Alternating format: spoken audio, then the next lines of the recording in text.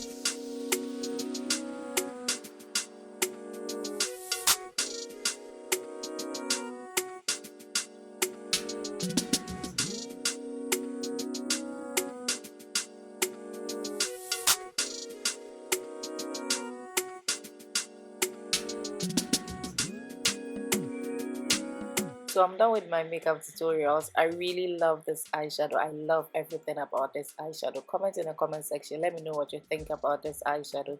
Give a thumbs up for this video. Subscribe on your way out if you are new here. Share this video with your friends. And I'll see you guys in my next one. Bye.